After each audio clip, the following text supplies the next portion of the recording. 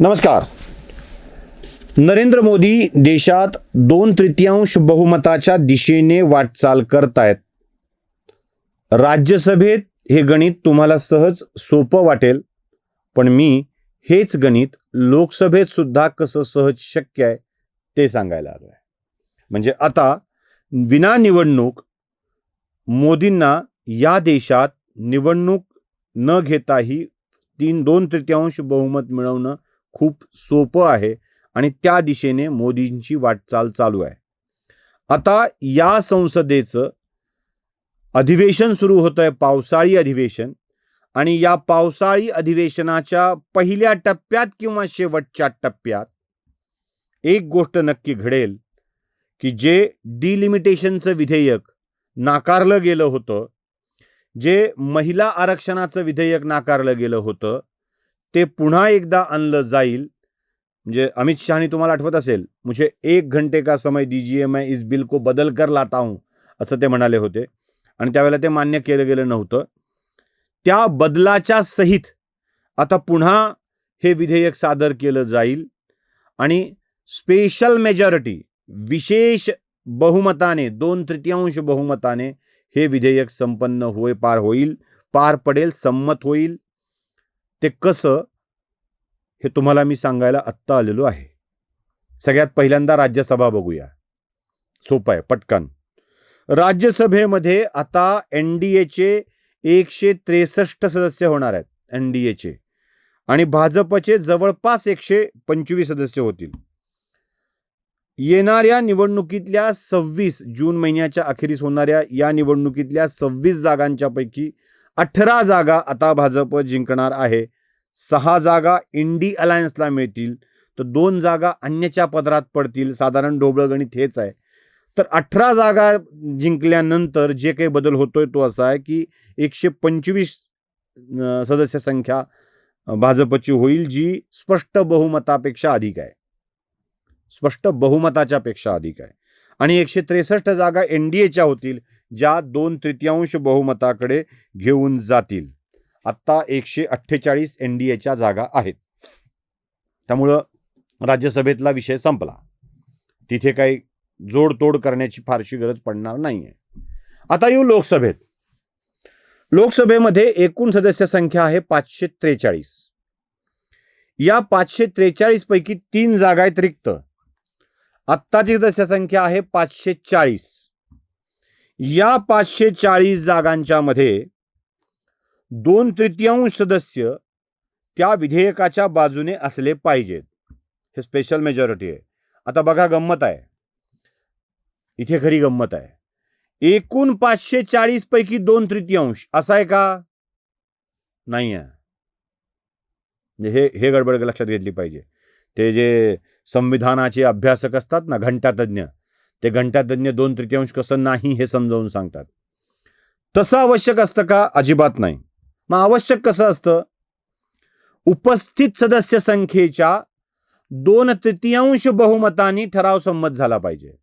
उपस्थित सदस्य संख्येच्या 2/3 बहुमताने ठराव संमत झाला पाहिजे. आता ही उपस्थित सदस्य संख्या किती असावी याबद्दल पण नियम आहे बरं का.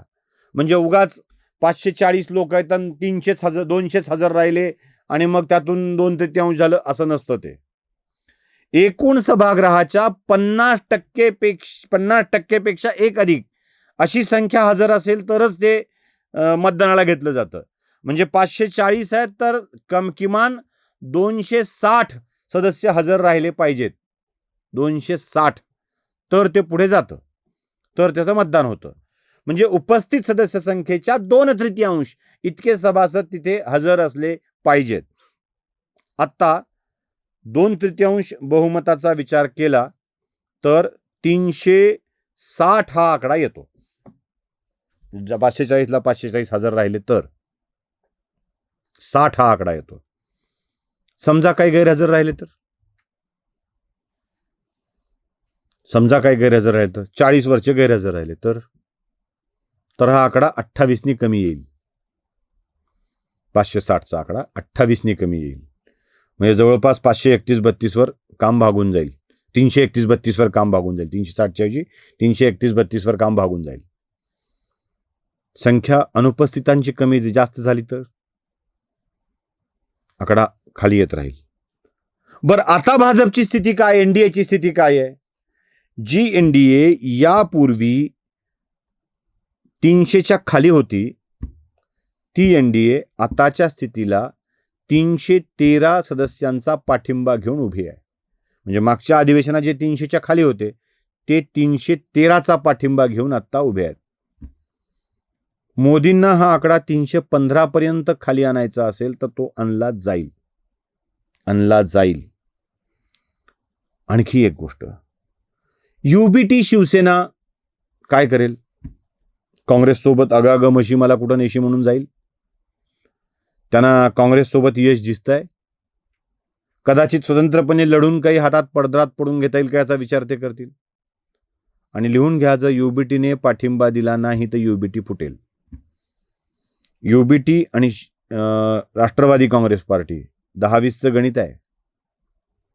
हे गणित बिघडलं तर, समजा यांनी पाठिंबा नाही दिला, अनुपस्थित राहिले तर, आणि शरद पवारांचं सगळ्याला माहिती आहे ना, कधी काय करतात, कधी अनुपस्थित सगळ्यांना ठाऊक आहे. त्यामुळे ही 20ची संख्या काय करते ते नीट बघा. आणि बाकी जे अन्य पक्ष आहेत जे इंडीत सहभागी नाही आहेत, ते इंडीत सहभागी नसलेले अन्य पक्षापैकी काही पक्ष भाजपच्या संपर्कात आहेत. आणि याच पक्षाच्याकडून मोठी गडबड होण्याची शक्यता आहे. 313 हा आकडा पार पाडलाय. अजून एक आता गोष्ट सांगून ठेवतो.